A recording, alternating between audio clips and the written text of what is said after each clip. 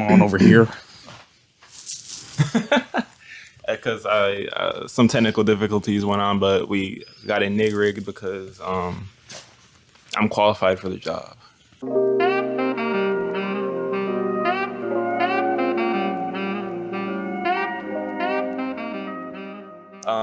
Black in Japan experience. First time experience. I mean, Yes. definitely experience. We're continuing off from where we left off last episode, which was just arriving in Narita Airport. We're just flying down. It was cloudy as hell that day too. I'm not gonna lie. It was beautiful to me. Like, well, as we were like coming down from the clouds, it was just straight cloudy, and then it was just Japan. It was beautiful. We ended up in Narita, which kind of threw a little bit of a wrench in our plans because the entire preparation, I was expecting us to go to Haneda Airport, which is a lot closer to where we were staying at because it was in Tokyo. Narita is like 2 hours from Tokyo. And since our planes had swapped and everything, we ended up there instead of Haneda. So I ended up a little sad because I wanted to experience both of the airports to compare and contrast, but we flew in and flew out from the same one. But landing there, I'm not gonna lie to you, I was trying to, I don't know, I had my Japanese playlist playing, so I was in a different dimension. Oh, he had the intro music playing? Yeah, I felt like a main character, as you can see, right? But it was different, bro. Like just the atmosphere. I knew before we even landed, we were, well, obviously not home, but I knew we were far from home. Yeah, it got out of the plane and it didn't, taint your lungs. Yeah. Getting outside. One, I think Narita Airport is beautiful. It's great. Especially in the terminal we landed in. I forgot exactly which one it was, like which number or letter it was. But it was definitely very I don't know, it felt welcoming, but I know that a lot of the terminals that you land in are going to do that on purpose because it's supposed to, that's your first especially instance, right? Of, especially in the international ones, because that's your well, not necessarily, because if you go to different states, when you land in, they have like, welcome to Houston, welcome to Atlanta, welcome to like they have stuff, and that's your first instance of that state is the airport every time. But the international ones are going to be a little bit different, I feel, because it might be some people's first time in that country, you know what I'm saying, versus just a state. But regardless, it's still going to look pretty nice. I want to say that it was pretty much smooth getting off the plane. I really was glad that we were able to, because again, that was like a 14-hour flight or a 13-hour flight, one of the two, long. Like this is my first time flying, and I got to go to one of the farthest countries I could have traveled to. Yeah, like 14 hours is crazy now that I think about it. But that means anything less is easy work for me, I guess. At this point, might as well. I mean, you started off by flying very far, so that doesn't mean it's gonna be fun flying 8-7 hours or whatever. But I mean, it's something.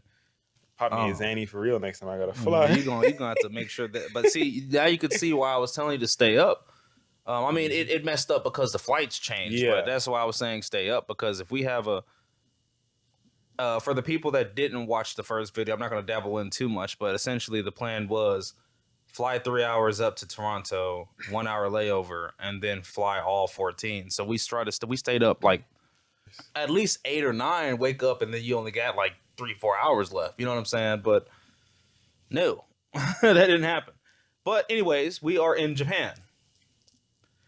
Walking in, I think that I was definitely in like I felt like I was in a trance.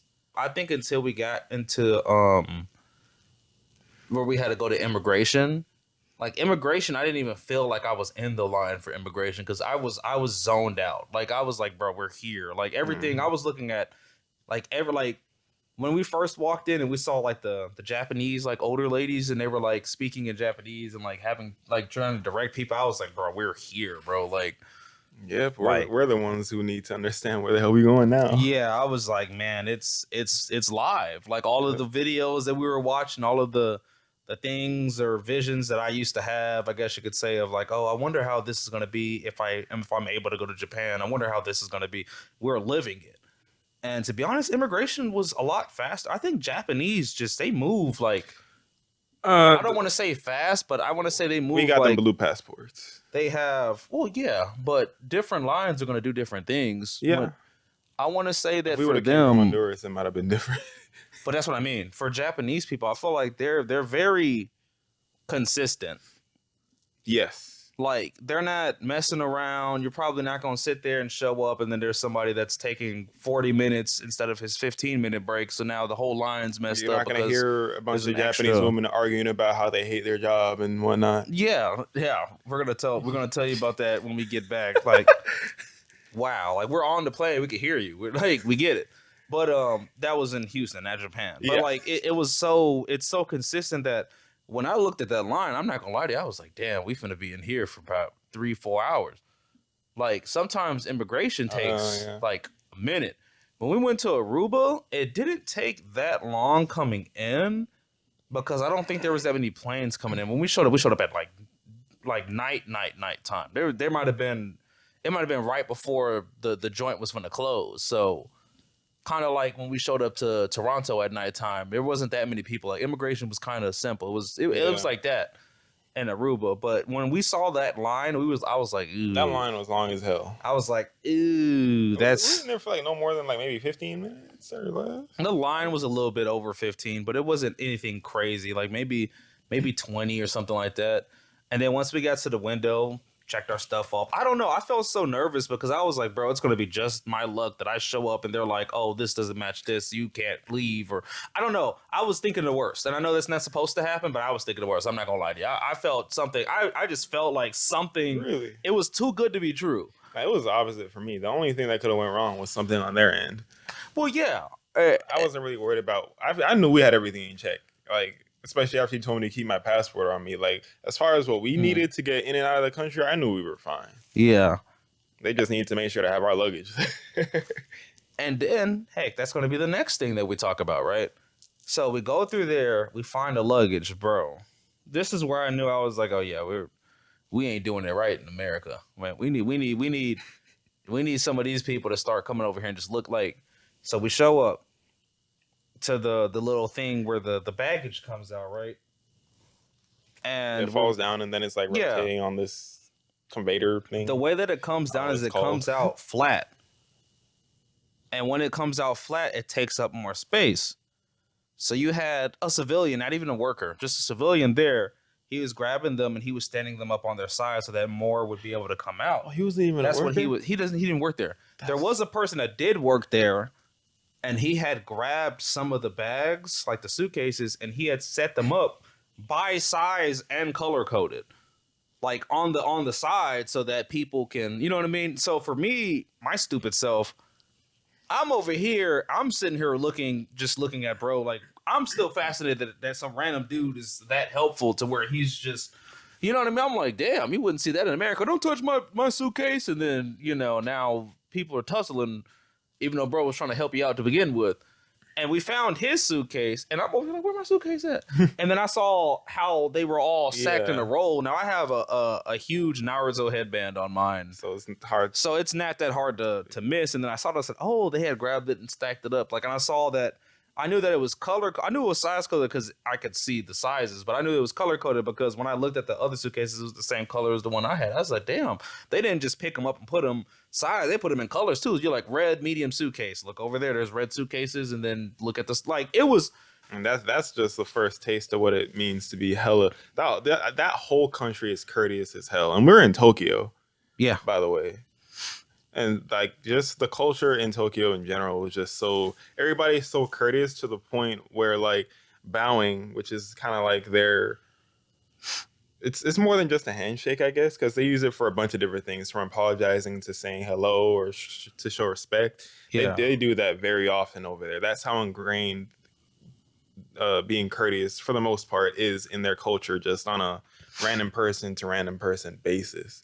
And we're just talking about suitcases. You're not seeing something like that happen in Houston. We didn't see it.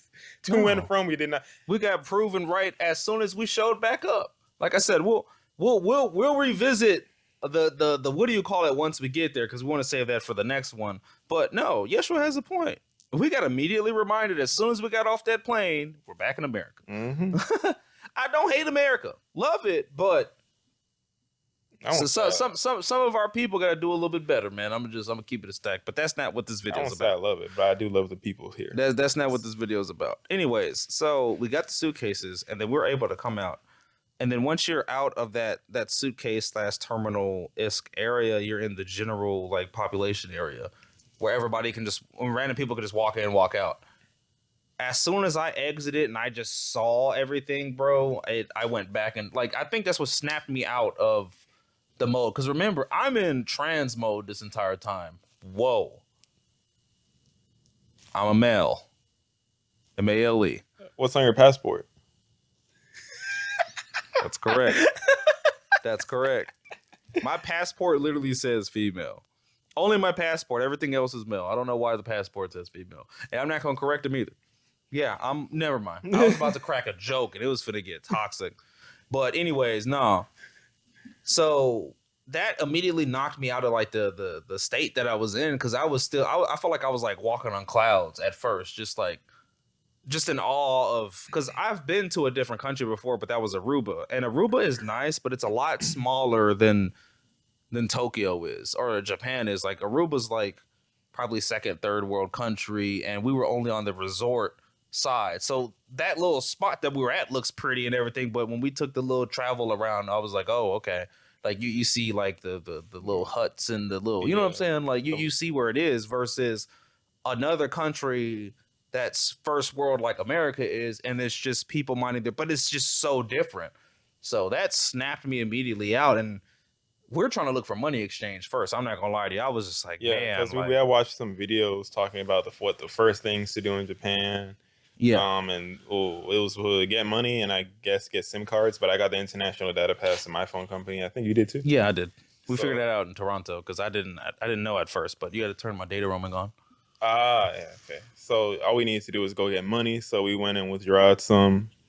I forgot we withdrawed. I think what was it, like 50K? I think you withdrew more than me because I didn't know how much to withdraw at that time. So we both brought a lot of money, but we knew for sure from the videos that we were seeing, always take cash, which makes sense because some establishments, they don't do card, they just want cash. And don't use all of your money on your card. Like, don't make it all cash. Like, take some out enough. Because all it takes is that one time for you to get robbed and you're done. Or you dropped your money somewhere or something. Like, I usually don't like cash. You're probably not going to get robbed, but... Well, we're definitely not. But... I usually don't like cash anyways, so that was a little bit of a, not uncomfortable, but like I think I hate carrying cash. Yeah, that's just like a thing of mine. Like I said, where I'm from, that's light work. You don't carry cash over there because they're gonna take it from you. But we were able to go to the little 7-Eleven ATM, got some stuff out, got to say shout out to the homies, the lady in the first video was saying she actually found her son. Lady. She actually accidentally, I guess. Well, we were kind of all going in the same direction, but she kind of walked with her. I wanted to walk with her, but she was like semi-asking other people for directions, semi-following us, and we were just kind of trying to keep going, I guess. But we eventually caught up with her towards the end after we got our bags, and her son kind of helped us navigate throughout the airport to find shout out to him. The ticketing machine, so we can get our tickets to where we needed to go. Yeah, so definitely shout out to him and his mom. Hope y'all had safe travels and y'all got back home safely for sure. But that definitely saved us some time. And we got to, buy our first train tickets. That was definitely interesting. And I guess we can take the time to talk about what train transportation is like over there. Okay, so one, if you are a foreigner, get used to train transport. Unless you're like, well, no, I would even say if you're from Northeast, because Northeast people are on transits and trains all the time anyways. Obviously, towards the South and stuff, you have some, but it's not as it's not as commonly known because it's more space down here than it is up north, like New York and all of them. It's compact, just like Tokyo is. So that's where you see a lot of trains and stuff like that. As in down south, there's nothing but land. So they're also slightly more progressive.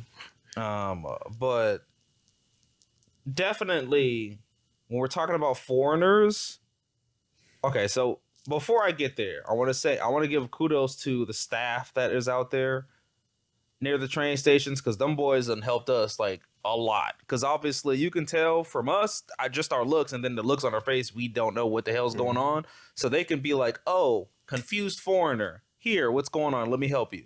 Like, and then they'll look at your phone and make sure that you're going the right way and point you out. Like, they are really helpful over there. Like, that's surprising, which is pretty cool. I mean, I've never taken any trains here in the U.S., so I wouldn't really know what to expect from like what the staff would look like there. I mean, you'll probably have the same stuff. You just walk up to somebody and ask them. You know what I mean? Like, depending on certain train stations. But in New York, they're building these transparent turnstiles that are like injuring people. So somebody just jumps over it. Like, but anyway, so the immediate train. Okay, so I'm gonna keep it. Let's talk about. I'm gonna sum up our train experiences, or my train experience here, because I know in future videos we're gonna elaborate more into certain nightlife and stuff like that. But we're still on the first day. Before we get into the train part, the actual airport, like the airport that we were in, Haneda Airport. No, we were not in Haneda. Narita. Narita. That's what I meant to say. Yeah, that airport clean as hell.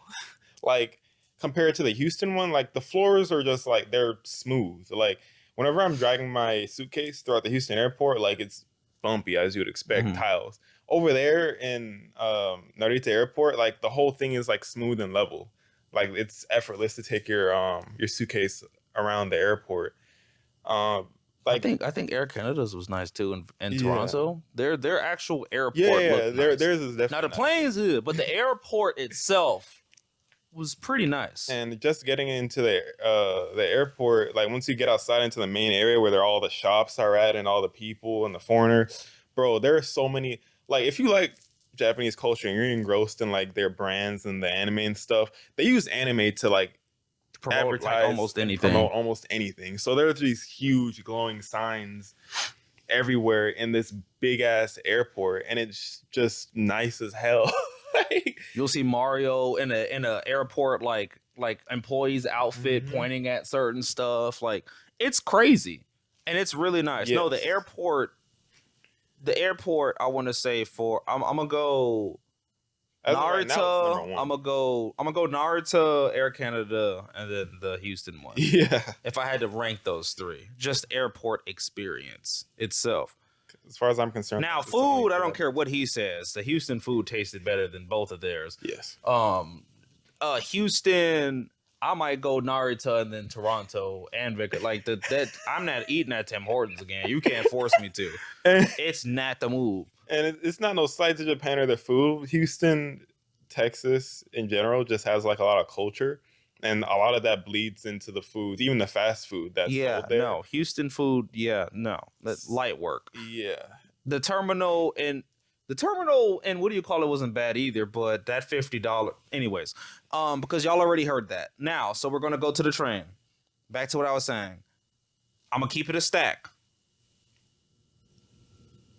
And take this how you will. It depends on how, I guess you could say, you are. When you are on the train and you look like us, you will get stared at. That's just 100% what's going to happen. It's just how it is. And obviously, there's different levels to it. So me, I try to be I'm not trying to make an excuse for it because it's not necessarily I think any bad. I think that it's more ignorance. You got to realize that there are a lot of people that, like Japan for a long time has been just Japanese, if that makes sense. You know what I mean? Where you can see different types of people, but they're not as diverse as America is. Like you could walk into a Walmart and see 17 different races just in Walmart.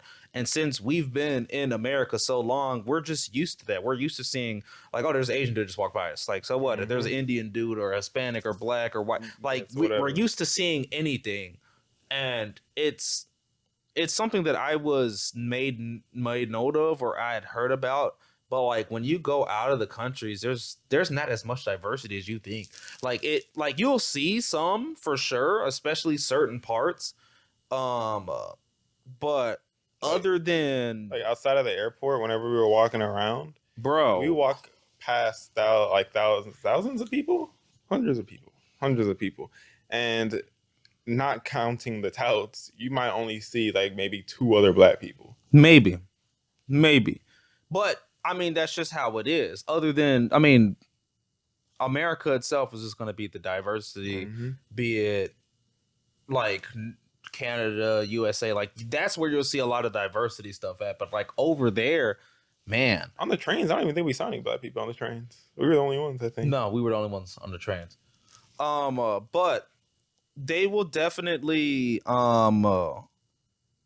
you know what I'm saying? I live in the United States, and I get stares just for having hair like this. At my job, people just, and they're not bad stares, but like, you know, and the way that people look at you for being different here is different from how people in Japan will look at you. I'd say it's definitely a lot less malicious. I think it's curiosity. Yeah. Like, so one, I would like to say that foreigner seats are facts. And by foreigner seats, I mean you sit down and there's open, like if you sit down on a train and you have a seat to yourself, that seat's going to probably be to yourself. And I think that I don't know if it's like caution and curiosity, but like there's been a couple of times I sat down on the train and there was obviously spaces for other people to sit down and then they would just stand. You know what I'm saying? Which, I mean, I kind of understand it in a sense. Well, me, I mean, I think it's easier because one, I'm a guy, so I really don't give a damn. I see an open seat, I'm about to sit down. You know what I'm saying? If I don't feel like standing up. So I understand it from some of the women's perspectives, I guess you can say, but also like some of the guys would probably do the same thing. Foreigner seats are definitely real, especially if you're a black person. It might be enhanced if you're a black person, to be honest with you. But I'm not gonna lie to you, it was interesting. I felt kind of like I don't know. Like I don't want to sound weird by saying it, but like a specimen or something. Like bro, so we were on the train and then you had this little girl that was going home from school. Like I said, I was trying to sum up kind of a little bit of the train stuff so that we don't harp on it in different videos. And bro, when I say she walked in and me and Yeshua were standing like on the thing, she walked in and hit one of these right here. And I was trying not to look at her because I was crying, bro. She was staring at Yeshua like this, and then she would switch to me like this. Because it's not like I can communicate with her, so I can't like have an adult to kid conversation with them. So I just try to avoid like the whole conversation, bro. It was the most adorable thing I had seen probably in Japan. Was that I'm talking about? She is probably this tall, and she like her neck was damn near about to break. She was looking up like mouth almost wide open, like you know she went home and told her parents immediately, like, dude, I just saw the Houston Rockets on the train, dead ass. Like it's definitely innocent curiosity. It's adorable. But as far as curiosity, I think that we didn't even get the whole brunt of it. Because when I say worse, I don't mean worse in a bad way, but I know it's going to get even more enhanced when we go to the rural areas because we were still in Tokyo. So there are still black people in Tokyo, right? Like you still see them here and there. Plus, unfortunately, they see touts at night, every single night. I don't know. But we look different than they do. So there's a different expectation. Yeah, I feel like they would probably... their society knows how to separate black Americans or foreigners from the touts because the touts all dress the same. They all have the same accent. I definitely want to go. I want to still do some nightlife stuff, but I want to go a little bit more into the rural spots because I know it's going to be crazy. You go out there, like not crazy in a bad way, but like when I say stairs, like dude, like So I would be walking through a crowd of like hundreds of people. And I would have, because usually I just kind of tone out people, especially their faces, whenever because I'm looking at the environment. Yeah. And then I would actually like, especially when I put on my glasses, my shades where they can't see my eyes, I would start paying attention to people's faces. And it's crazy how like we're walking past hundreds of people in Tokyo, bro. And I'm looking at their faces and I'm seeing them doing double, triple, quadruple, centuple takes. Like couple takes. Bro, it's like hitting neck workouts, hitting knees right here. And we're in Tokyo. This is where most of the foreigners that you'll see will be traveling to. And they're doing this, and it's just hilarious. Like, and if I spoke their language, I would communicate with them. And it's not like I can just, and because here in Houston, if I see something like that, I will like say something like good afternoon or wave.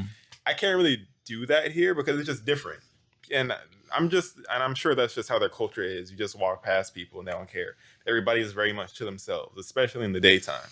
And these stares are different than the stares you would get here in Houston, Texas. Like here in Texas, if someone's looking at you like that, it probably means something's wrong or you look crazy. Over there, when they're doing it, it's definitely more so out of curiosity or something that's different.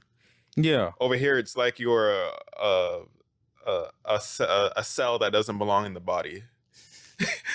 Whereas over there, you might be a different cell. No, they're definitely judging you over here. Yeah. 100%. Yes. They're like, dude, what the?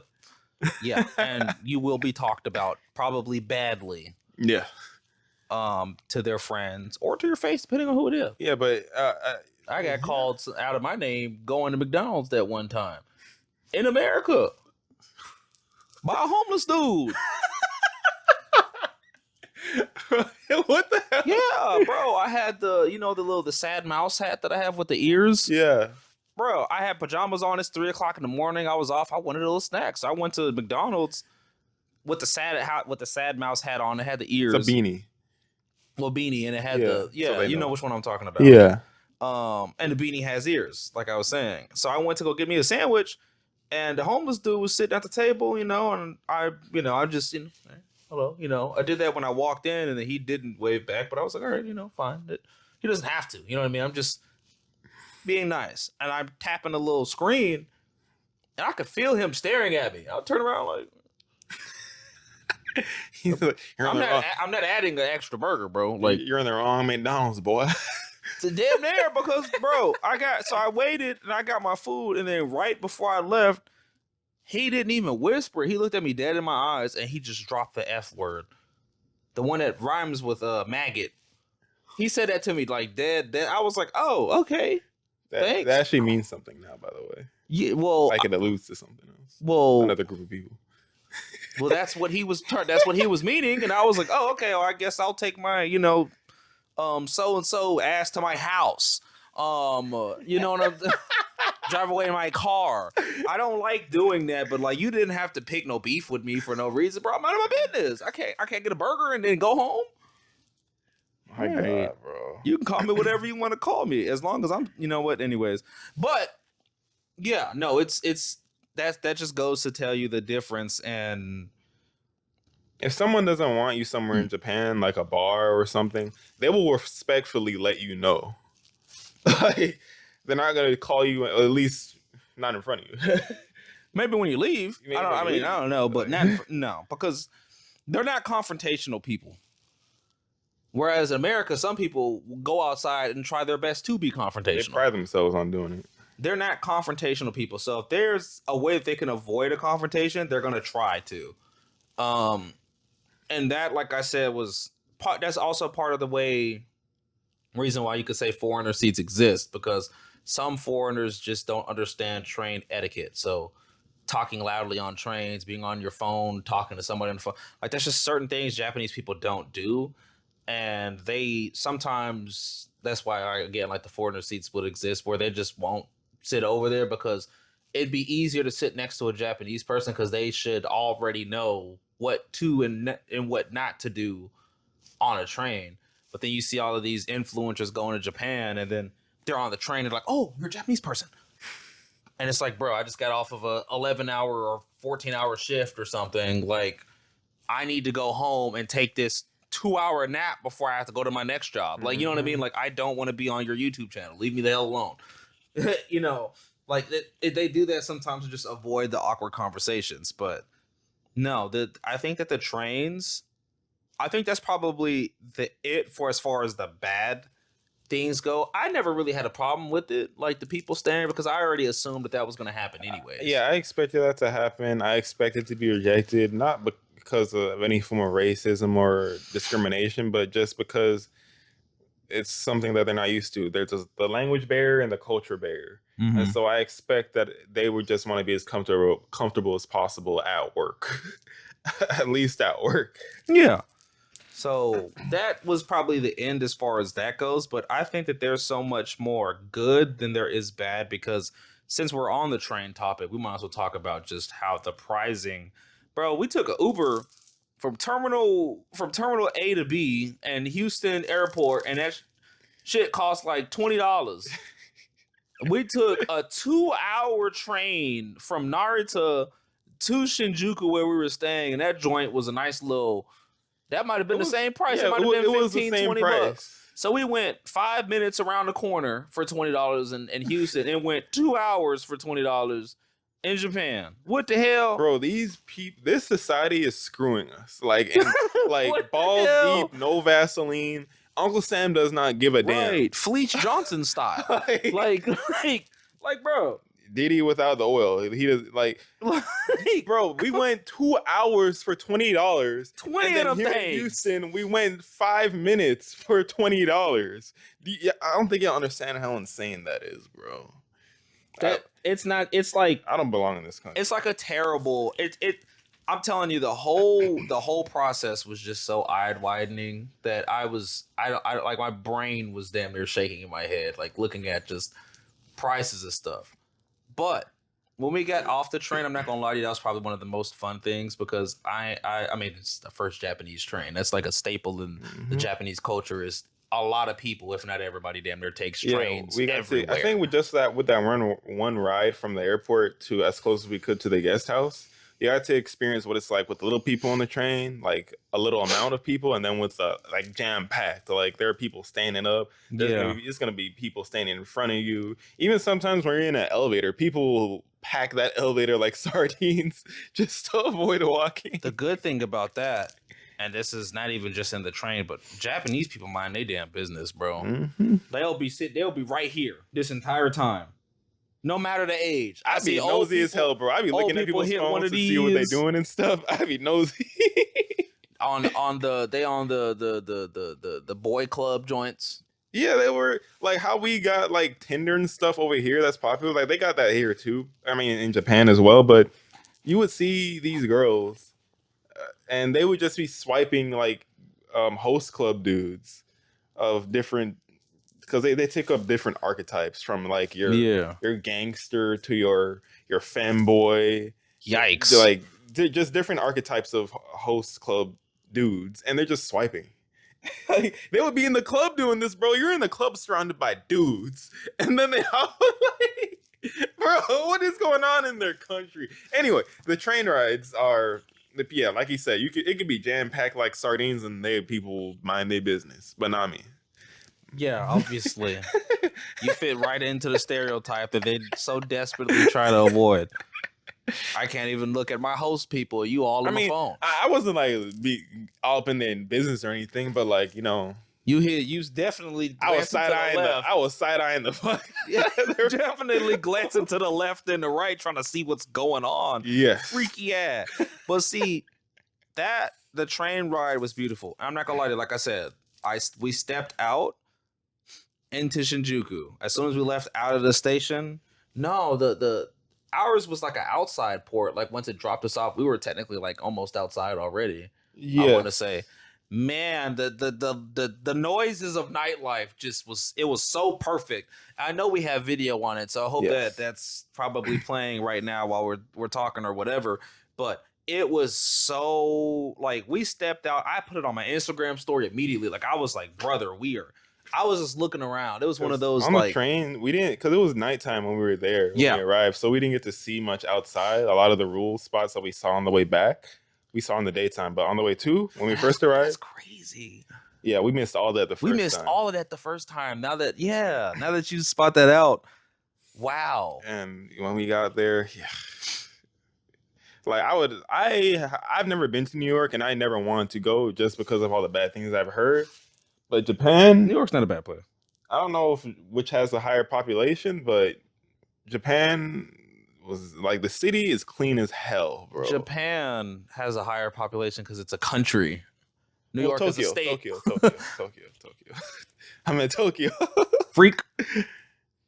Now, not all of Japan, not all of Tokyo is clean. Definitely. So we don't. Yeah. The important parts are clean, and what I mean by that is depending on where you are and who's over there, you will definitely see some Lorder Squad folk. But I think that's more or less in the Shinjuku area next to the Kabuchiko, where the nightlife district is, and you have the rejects. They'll leave the trash in the middle of the street. Yeah. But even then, there are people that come out to clean it up before sunrise. Yeah, you'll have people come and clean it up immediately. Ain't nobody doing that. Maybe they'll get some prisoners to come and clean that up once every 6 months in Houston. So check this out, right? We're going to the, what do you call it, for the first time. And while we're walking, we're carrying the suitcases and everything. I forgot what street we were, but there was like a moment we were still carrying our suitcases. We're walking down the street, and there was just like a bunch of people sit down, bro. And I felt like we were on Victoria's Secret one way. Like we're walking through, and everybody was talking and whatever. They stopped and looked up and hit one of these while we're walking. I'm like, damn. Like I'm talking about like younger generation people, probably like around our age, right? So like 20-year-olds, like all sitting down, and maybe some people that are in their younger 20s, and they're just like.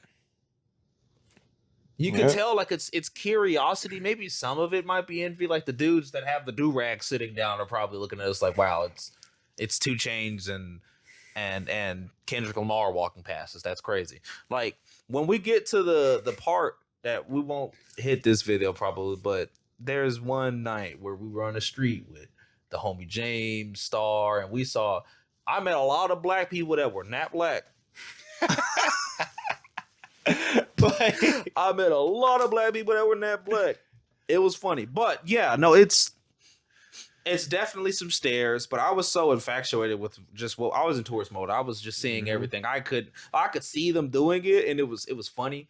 But I think I started paying attention to that mostly when we were on like our 4th, 5th day and all that type of stuff. Because then I would tell you, I'd be like, oh, them people just said blah blah blah blah blah, like you know what I'm saying. But no, and then we hit up Lawson very first day, and I immediately, like, if I damn near immediately side-eyed America just going into Lawson and seeing those prices, bro. Like that would be a moment where I can tell if you've been in America and you're in somewhere like a red state, I'm gonna say Texas, and you're just used to going to 7-Eleven and eating that slop that they call food. And then you come to Lawson or 7-Eleven in Tokyo, 7-Eleven, Lawson, or Family Mart. That's the big 3. Oh, you could have food to eat at any time of the day going to these places. And they're fresh. Bro. They're fresh. Brother. And hot. They have hot and cold. They have hot and cold coffee and tea. They have slushies. You can pick out fruit from like a spot in the store and put it in these cups and put it into the machine. Slushy? Yeah, but they're not made from like ice and concentrate. They're made from fresh frozen fruit. Oh, okay. You put it in the cup, you put it in the machine, and the machine blends it and makes a slushy for you out of fresh fruit. Here, it's ice and like fruit from concentrate, like made in a factory. It might not even be real. It might be 3D printed. Right, they got chum bucket juices in the cup. No, dude, I'm telling you, bro, I never sat down and shook my head from when So I knew that it was bad because I didn't take out enough money from the what do you call it? I took out only 10,000 yen because I don't know. I think that I had messed up my own translation, but I was like, oh, this should be at least decent. He took out 50. I should have literally just took out 50 just to start off with. We ended up taking out. We probably spent a lot of. I spent probably like $1,500 in Japan. I don't even know how much I spent. But I want to say that it was definitely over 1,000. But that's light work, to be honest with you. Yeah, that's not a lot. I was trying not to spend money. I was really trying not to as well, but I mean, I had to. But anyways, no. So once I did that And thankfully, Lawson had an ATM right there that I was abused. I was going there and just pulling money out. Like it just was what it was, bro. Like I was looking at the prices, and I'm looking at fully cooked meals, like damn near $3, bro, and US money. And that same fully cooked meal would probably be $13. Yeah. And I'm like punching the air, not actually, but like imaginally, like, bro, there is no way that I could come over. Like, I couldn't even buy a $20 20-piece nugget at McDonald's for the amount. Like, bro, so I don't even know what all we got, because you brought some chocolate cream filled things because you're a freak. Because we went there, so when we got there, because I think we just went directly to the guest house. Did we go to Lawson afterwards? Or because I think it was just me that went one time, the first time. Maybe? No, you went alone the first time. You said you was about to go I think I was still unpacking. You said you was about to go over there real quick. Yeah. And you said you was about to just bring some food. Because we all had our suitcases. So we weren't going to walk into Lawson with the suitcases and all of the bags and backpacks. So I think that I dropped my stuff down. You went over there and then you came back. I went in there hungry. So I just came back with a bunch of... He said bring some sweets and I brought a bunch of random stuff. Like... Yeah. Brother. The candy, everything is good. Yes. The only things that I'm gonna just keep it a stack. The only things that suck are the condoms. We went to our place, and the actual guest house, I kind of liked it. I liked the guest house. The only thing I didn't like is that I had to go like underground for the bathroom or for the showers. But other than that, but that's like, I don't want to say normal as in the sense of like you tell a New York person you did that, they're like, okay, so what? Does it make sense? Like, you're just used to the South because that's where you've always been. Florida, Texas, where it's bigger over here. So we got more land space. Some people up north be like, so we do this every day. So it's just, that's like, I used to live in Philadelphia. So like, I'm used to a little bit of it. But I'm, like I said, I guess you could say from the South mostly, because I've always lived in one-story homes. Huh? I've always lived in one-story homes. For real? Yeah. Damn. I've never lived in a two-story home. But yeah, mainly from the West Coast, but you know how it is. The guest house, I feel like it was pretty cool, and there were some cool people but them walls were thin, boy. If you breathe, we could hear you breathe. I think I went to the bathroom, and I think he might have just been watching a video on his phone or something. I was like, bro, I could hear the video.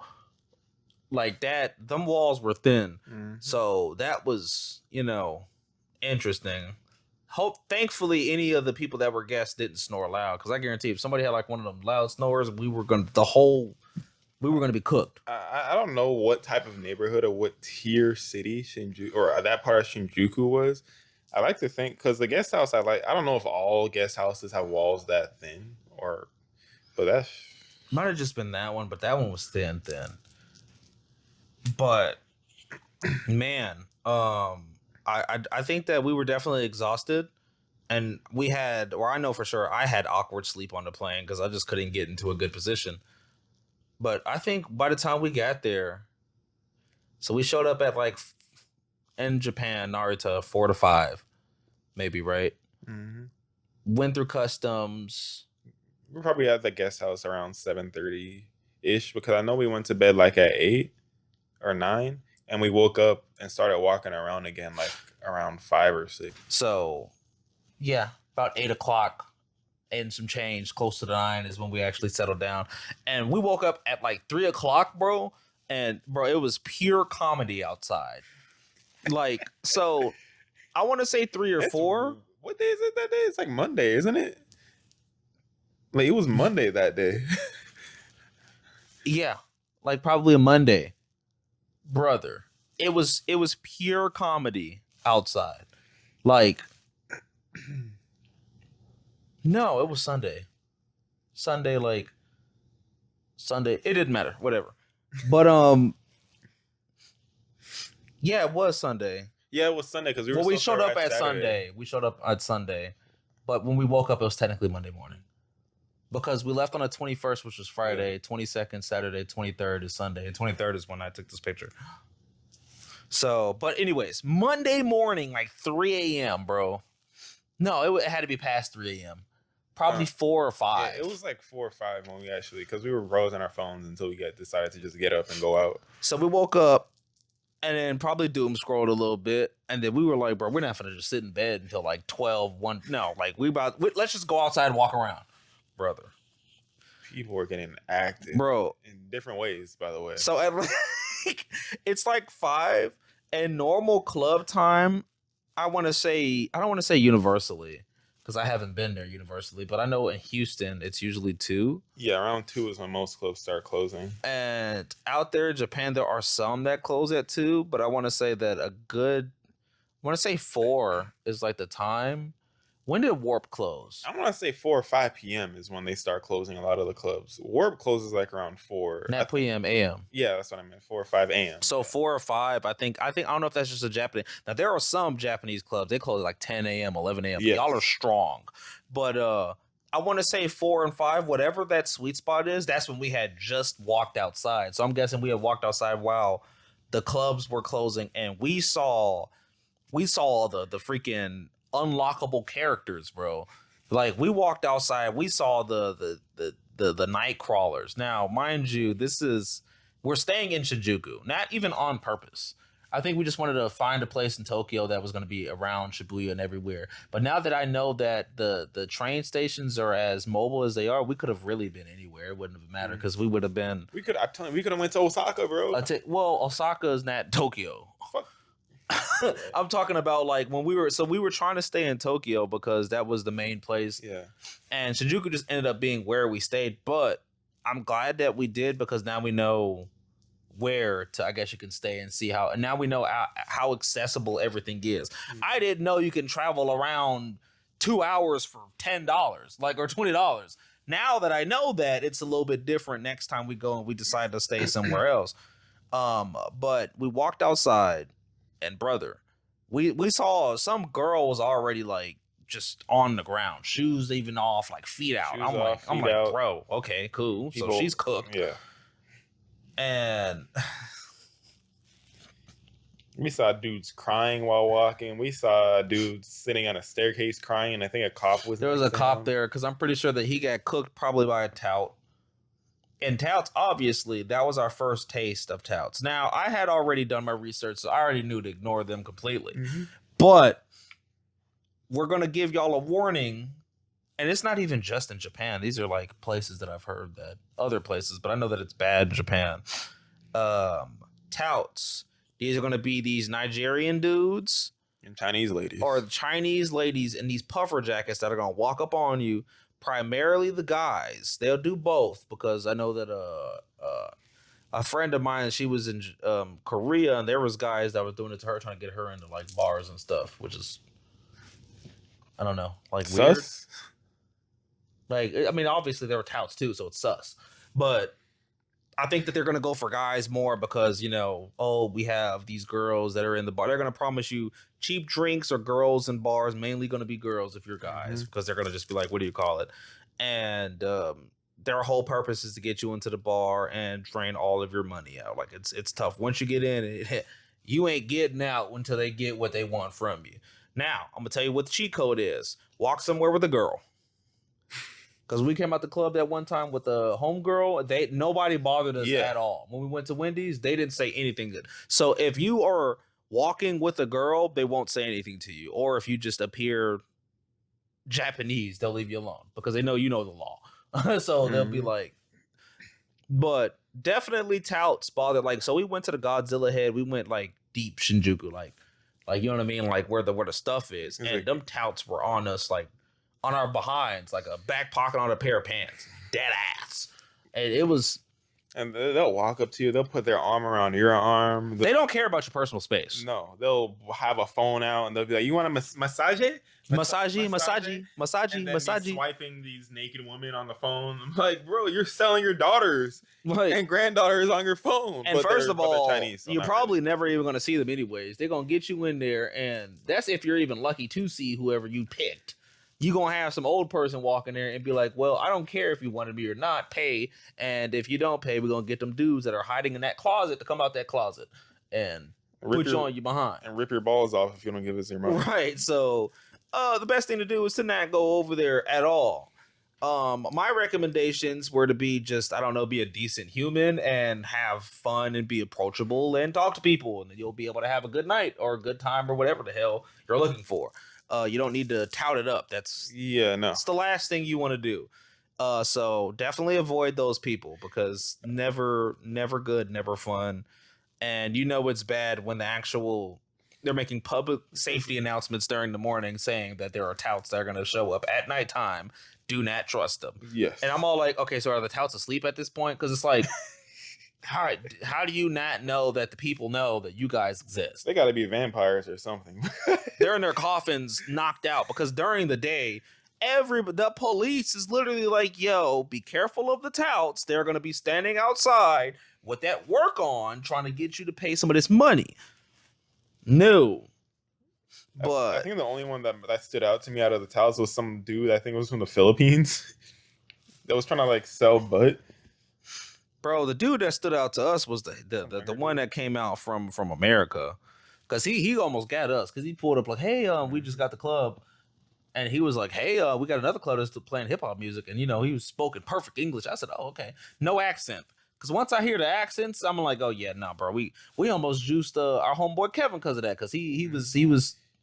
Yeah, Kevin, he told us some. Man, Kevin gave us the shout out to Kevin. He is cool. I hope he sees prosperity for him and his family and children. I do too. He went through some shit, but he put us on game when he was out there. Yeah, we were out yeah. There, so, yeah, y'all will learn about Kevin, especially once we get to that. The uncut video is gonna be where we tell the deep stories. That's gonna be that's gonna be the work. But we're trying to keep it PG, even though it's probably not gonna sound PG. But yeah, no. The touts are definitely a problem. I hope that Japan and the other places that are suffering from touts definitely fix or somehow come to a closure within that, because it's unfortunate and it ruins people's fun and immersement and newer culture.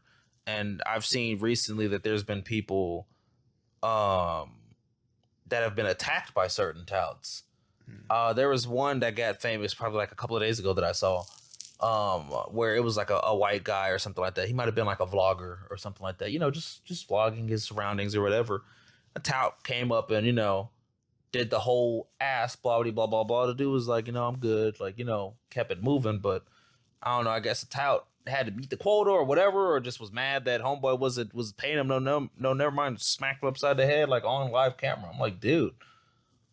And then you had some people that flew over there, other content creators, just to find that guy. They found him and they started like bothering the hell out of him. And then I guess that tout got his other tout friend, and they started like, it was like damn near a brawl about to go down in the middle of the street because of that.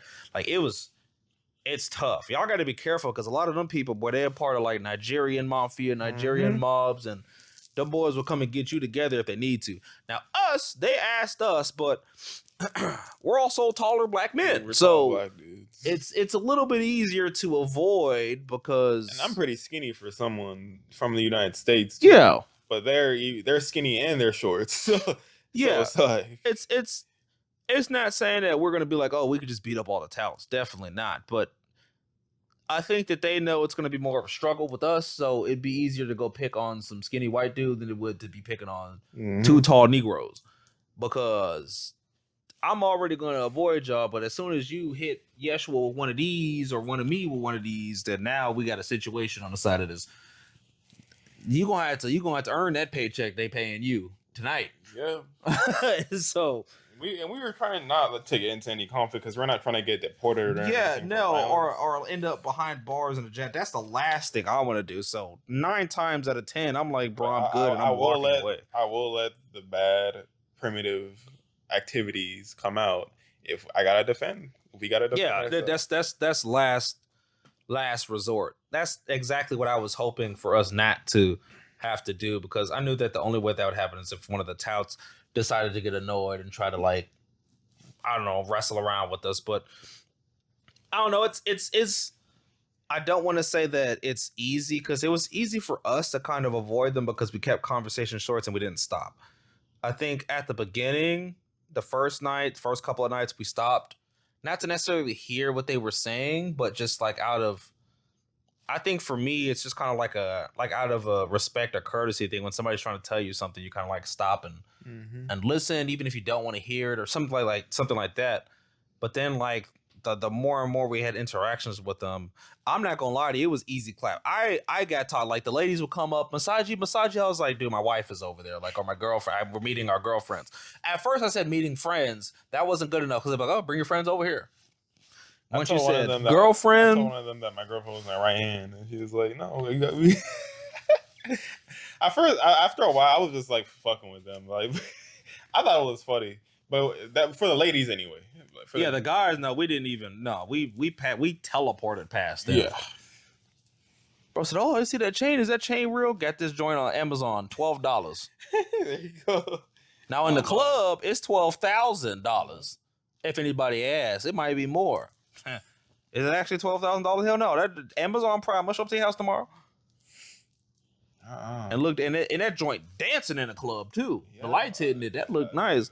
The people in there couldn't tell, bro. They were like authentic African American. Yeah, he must be rapper. Little do they know, I can't dance.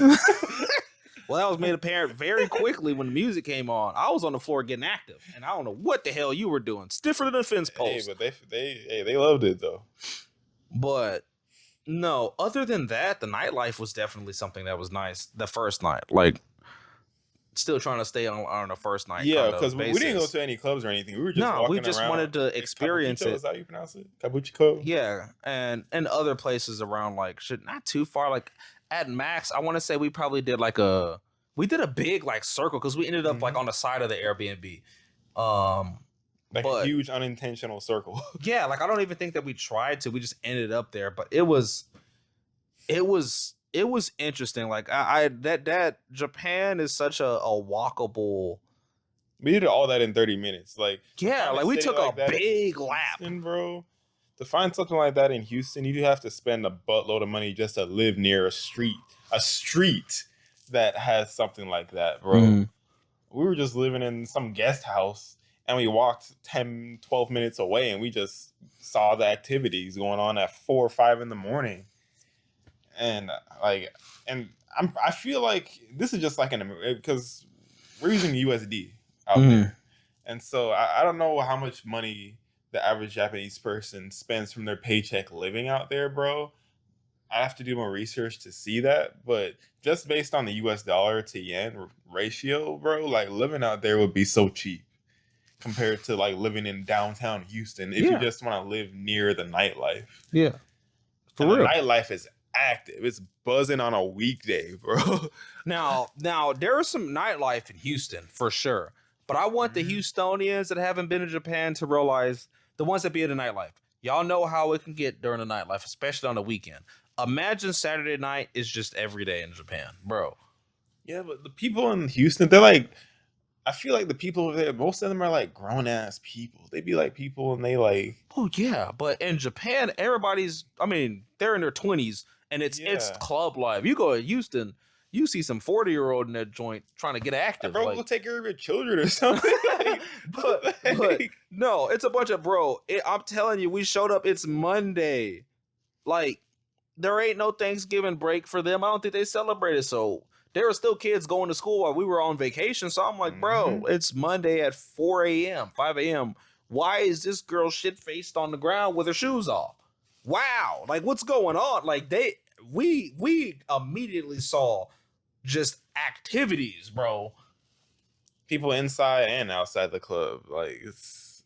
No, bro. No, the one activity that I saw that I hated that I saw was we hopped out of the Uber. And bro was just sitting there with his hands on his ass.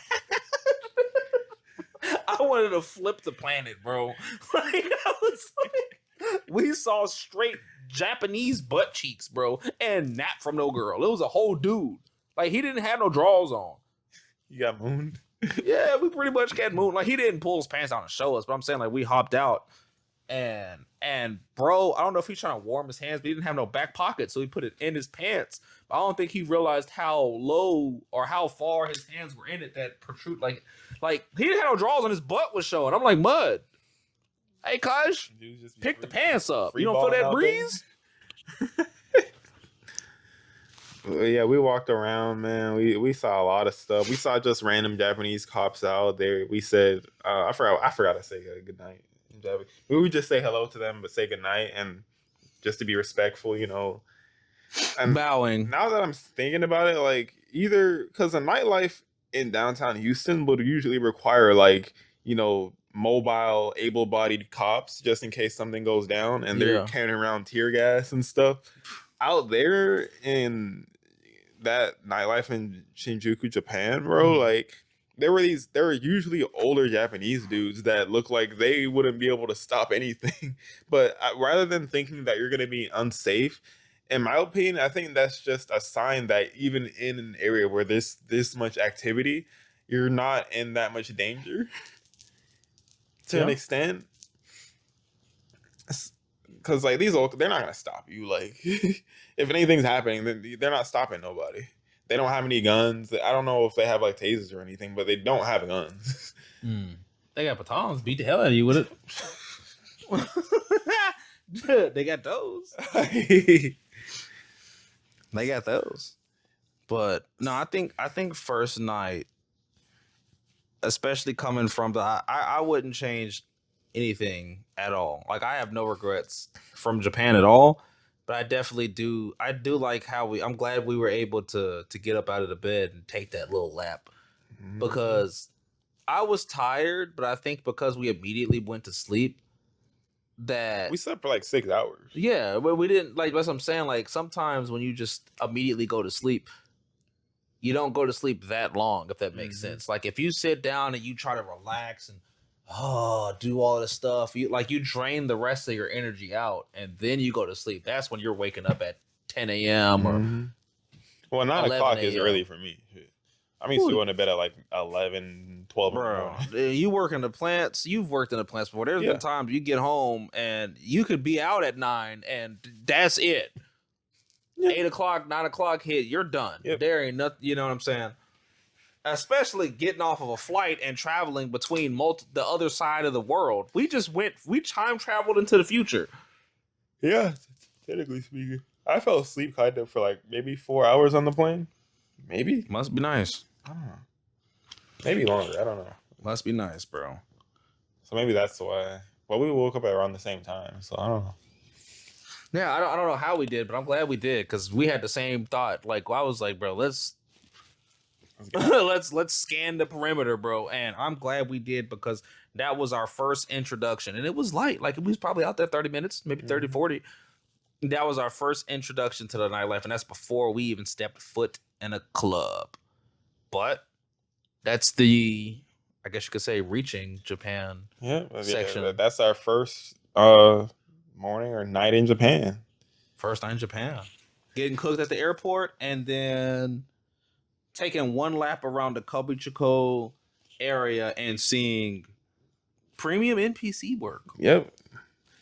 These NPCs had some soul to them, though. The ones in Houston, they just... Well, we don't call them NPCs. I think they deserve to have the title of skinwalkers. Yeah. It's different. Definitely something I'd like to experience once a year or two. Doesn't even have to be in Japan, but if you like the nightlife, Shinjuku, Japan is definitely the spot to go to. One of them. Yeah, as far as I'm concerned. One of them. Yeah. But yeah, that's the video. Let us know what y'all think about our first introduction to Shinjuku, Tokyo. Definitely look forward to our next episode, where we'll talk about our first full day. Where we went out. First full day. Yeah. And then start dabbling into the nightlife, because that's going to be that's before we went. What we talked about was before we even went into a club. The next day is going to be us actually, you know what I'm saying? Actually experiencing the stories there. That's going to be